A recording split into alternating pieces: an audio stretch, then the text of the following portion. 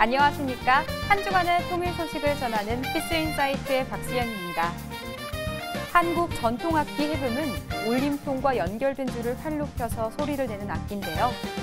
한국인도 연주하기 어려운 이 악기를 외국인이 아주 능숙하게 연주해 화제가 되고 있습니다. 오늘 통일 현장에서 탐 제부대 씨를 만나봅니다. 지금으로부터 7년 전 북한이 우리 측 영토를 공격한 사건이 벌어집니다. 바로 연평도 포격 사건인데요. 통일 발자국에서 그 흔적을 찾아가 봤습니다.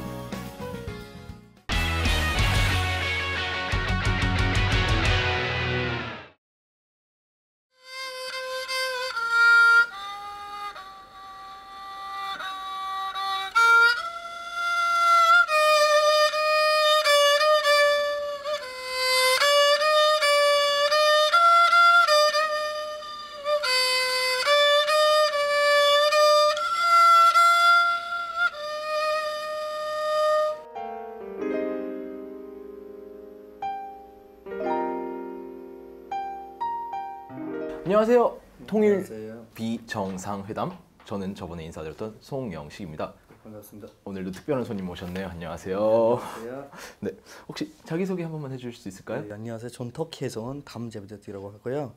네, 한국 온 지 5년 됐고 지금 서울대학교 국악과에서 해금 전공을 하고 있습니다.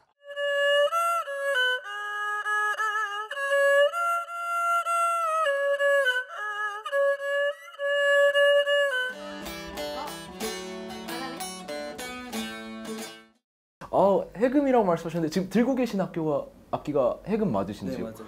여기 보시면 줄이 2개 있고 네. 활 하나로 이게 한국의 대한민국의 전통악기 해금입니다. 네, 대한민국 전통악기인데 터키 분께서 들고 있는 거 보니까 되게 어색하면서도 새로운데 혹시 그럼 직접 들고 계신 만큼 연주 한 번만 부탁드려도 될까요?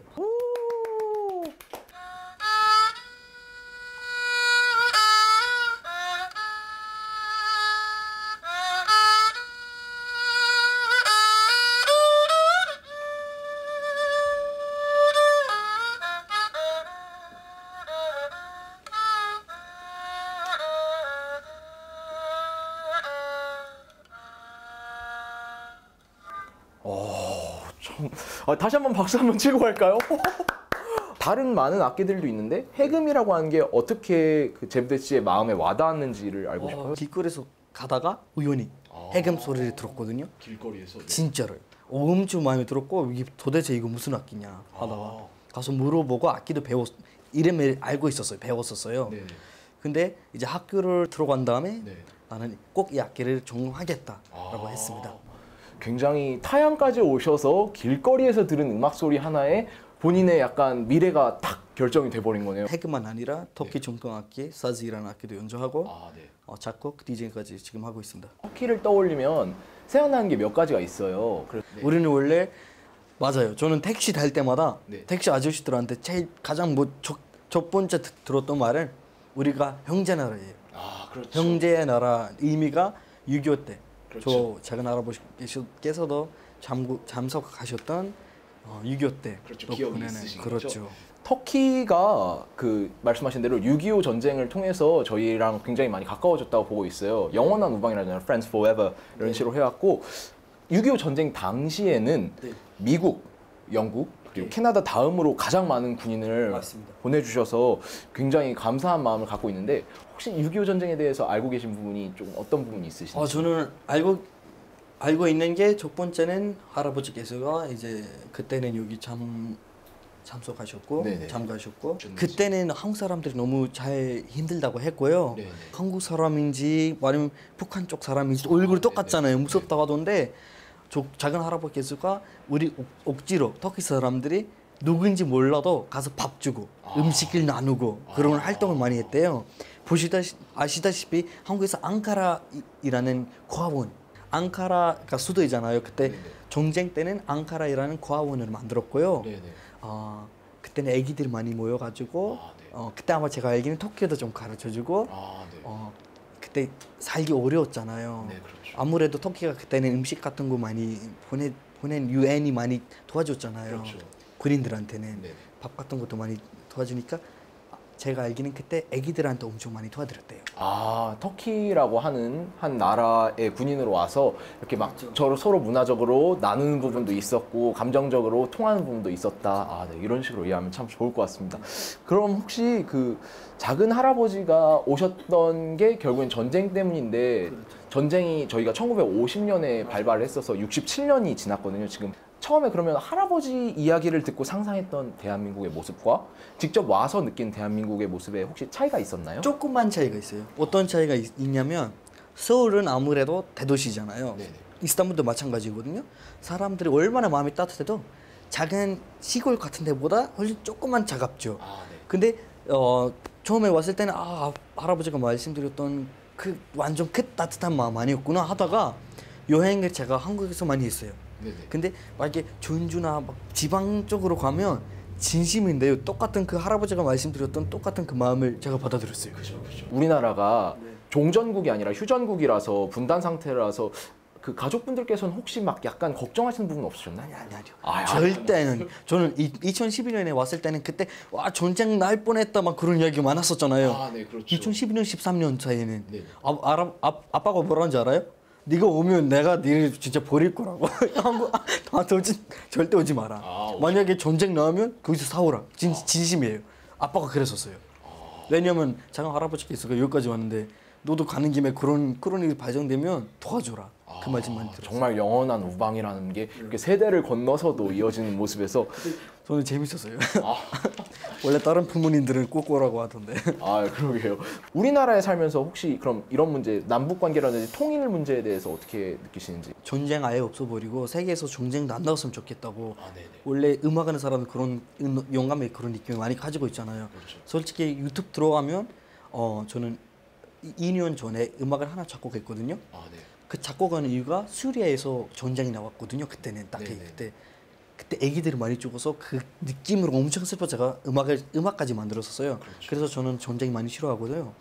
그래서 북한이 아무래도 한국이랑 다 독립됐으면 좋겠어요. 왜냐하면 아무래도 한민족이잖아요.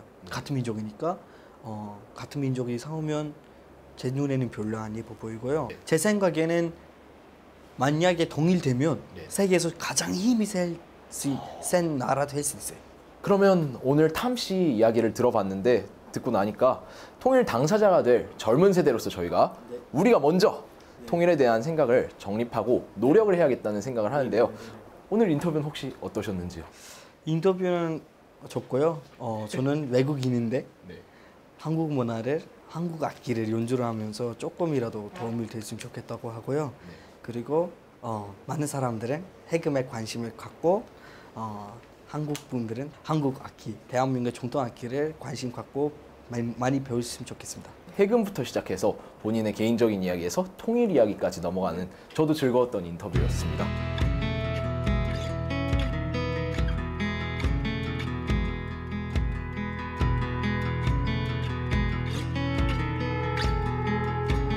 한국, 터키, 우리 친구 아이가!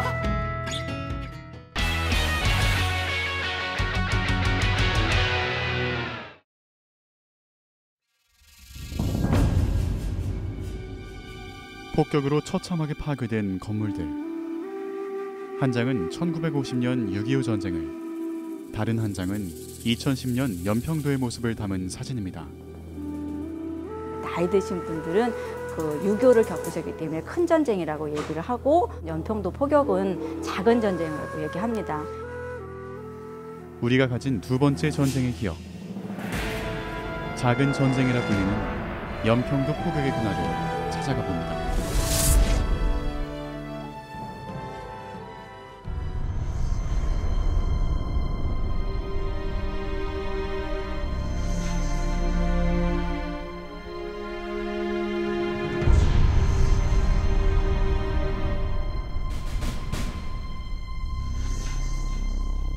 (2010년 11월 23일) 오후 2시 34분 천지를 흔드는 폭발음과 함께 마을 곳곳에 불길이 치솟습니다. 군부대와 민가를 구별하지 않고 무차별적으로 쏟아진 포격. 진원지는 북한 개머리 해안 부근 해안포 기지입니다. 1시간 7분 동안 계속된 공격. 170여 발의 포탄이 연평도에 꽂혔습니다. 당시 소방서 사무실에서 근무를 하고 있던 신효근 소방사는 평소와는 다른 분위기를 감지합니다. 갑자기 포소리가 뻥뻥 떨어지더만 우리나라 K9 같으면 뻥뻥 이런 식으로 떨어지는데 북한에서 떨어진 건 버버버벙 해가지고 막 떨어지는 소리, 그런 소리가 나가지고 이제 여기서 근무 쓰다가 바깥으로 나가봤어요. 해안가 쪽에서 나가서 이렇게 이제 북쪽으로 이렇게 바라봤죠. 그쪽에서 날라오는 거랑 뭐 이제 마을 여러 군데 떨어진 거, 그거를 최초로 목격하게 됐습니다. 30여 분의 간격을 두고 두 차례에 걸쳐 공격을 받은 연평도는 불바다가 됐는데요. 불을 끌 수 있는 소방차는 단 한 대뿐이었습니다.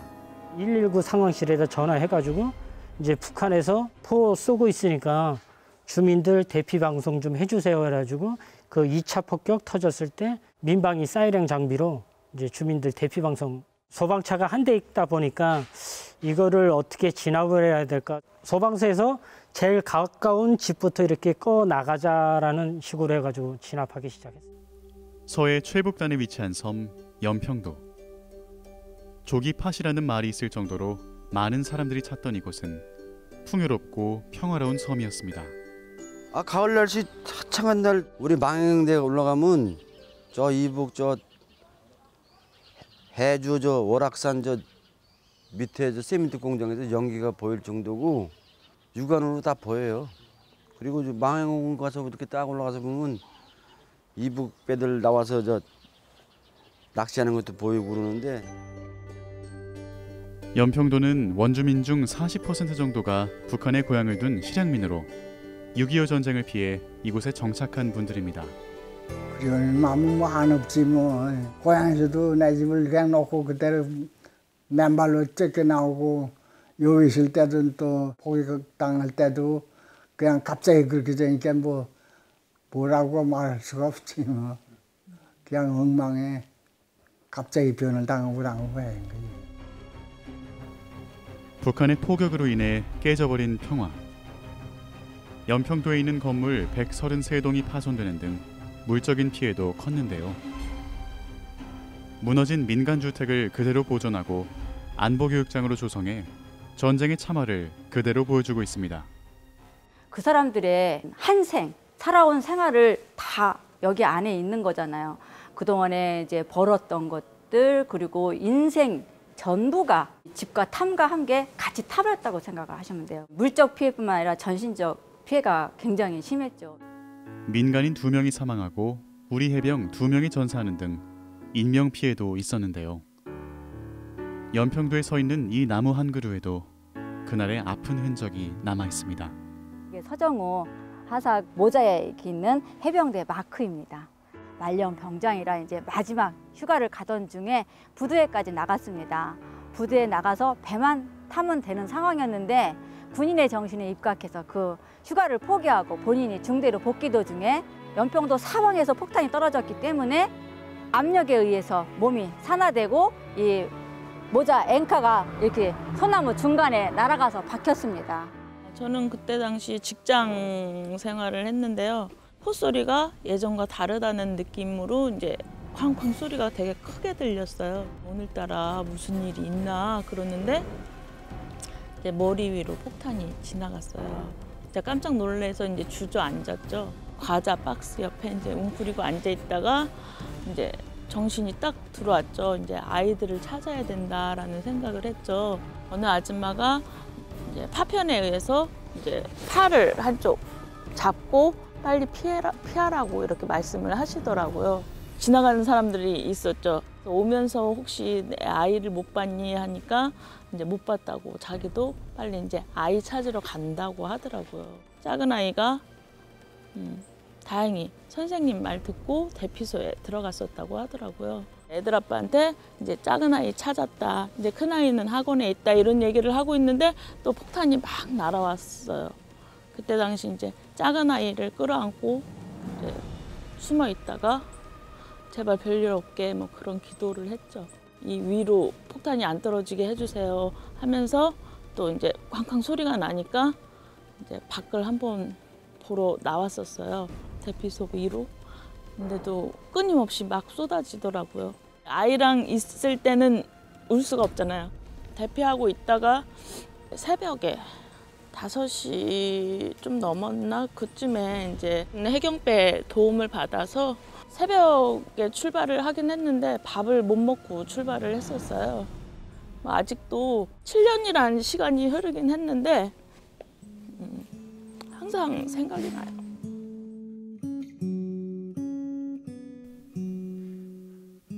(6.25) 전쟁 이래 처음으로 북한이 남한 영토에 대해 진행한 공격.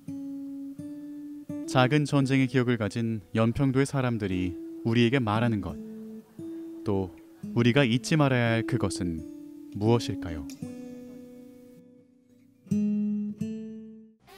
가까운 미래인 통일 대한민국에선 어떤 일이 일어날까요? 통일 미래를 그린 웹드라마 청동아 진정해, 그 세 번째 이야기를 지금 시작합니다.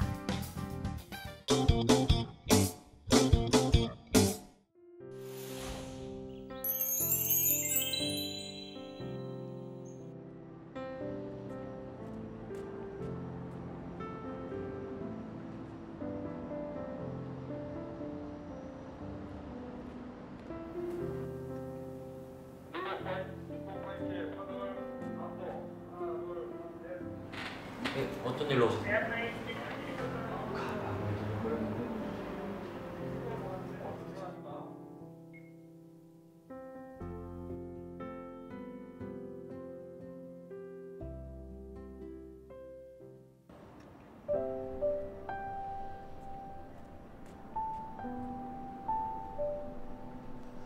선생님 심정 이해합니다. 하지만 신고가 날마다 한두 건 들어오는 것도 아니고 가방 찾으면 연락 드릴 테니까 걱정하지 마시고 연락처 남기고 가세요.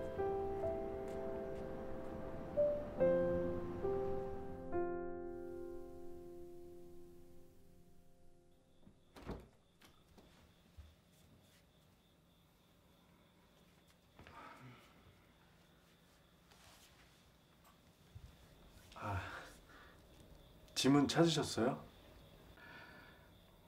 못 찾았습니다. 어떡해요. 그래도 신분증 같은 게 있으니까 나중에 찾게 되면 연락해 주겠죠.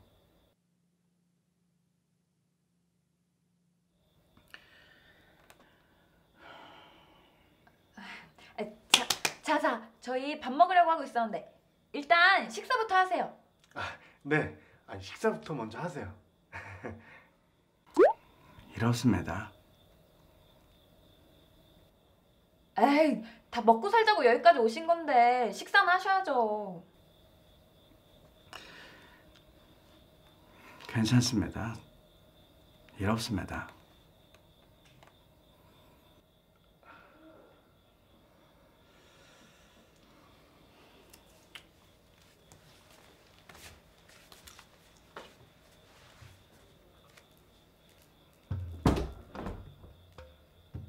뭐지? 왜 자꾸 저러지? 왜 자꾸 일이 없다고 하지? 저분 진짜 일이 없잖아. 아니 근데 그걸 자꾸 우리한테 맥락 없이 얘기하잖아. 그러게. 일자리 찾아달라고 은근슬쩍 압박 주는 거 아닐까? 에이, 설마. 그냥 하는 말인 것 같은데. 아니야. 사실 신고 안 한 것만 해도 어디야. 만약에 저렇게 눈치 줬는데 일자리 안 찾아줘서 나중에라도 신고하면 어떡해? 에이, 그런 사람은 아닌 것 같은데. 오빠네 매장 알바 안 모자라? 한 자리 비긴 하지 뭐. 왜? 아니 꼭 신고 위험 때문만이 아니라 안 됐잖아 여기까지 와서. 우리 때문에 다치기도 하고. 그렇긴 하지. 사람이 괜찮은 것 같기도 하고. 그럼 오빠가 책임지는 거다?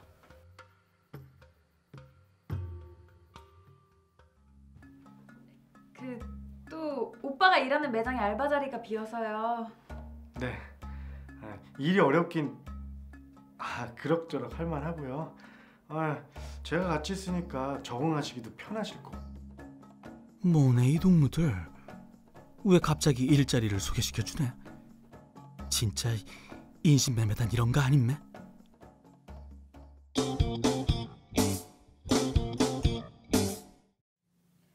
괜찮아요. 가면 햄버거도 많이 먹고. 감자튀김. 감자튀김이 진짜 맛있어요. 불안해서 안 돼 갔어. 원래 먹는 걸로 꼬시는 갓나들이 제일로 위험하다. 아닙니다. 뭐 염치 없이 일 없습니다. 일 없습니다.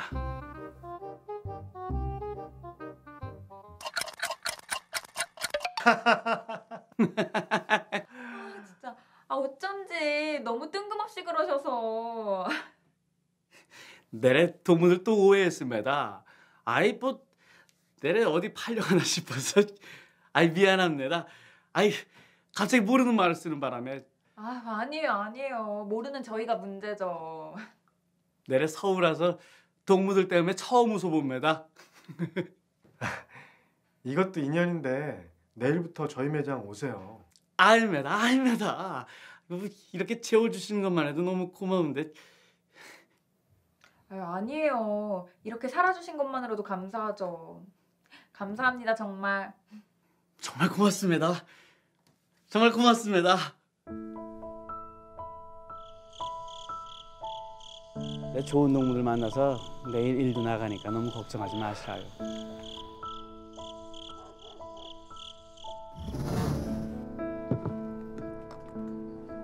이야, 이 두부밥 아닙니까?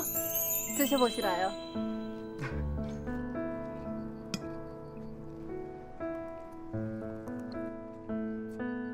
이야, 맛있겠다며. 뭐라는 겁니까? 제대로 말씀하시라요. 어떻게 이런 맛을 냅니까? 좀 알려주시라요. 이 비법이 뭡니까? 안 됩니다. 내래 청둥동은 뭘 믿고 그런 거 알려줍니까? 아주 길지 말고 좀 알려주시라요. 아이, 좀 알려주시라요. 맛있습니까? 맛있으면. 오늘 준비한 소식은 여기까지입니다. 이상으로 피스인사이트를 마칩니다. 시청해주신 여러분 고맙습니다.